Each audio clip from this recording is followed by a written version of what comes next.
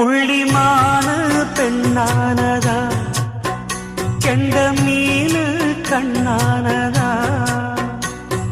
பூமுடிச்சு பொட்டு வச்சு புன்னகையில் தேன் தெளிச்சு பக்கம் ஒரு சொர்க்கம் வருதா.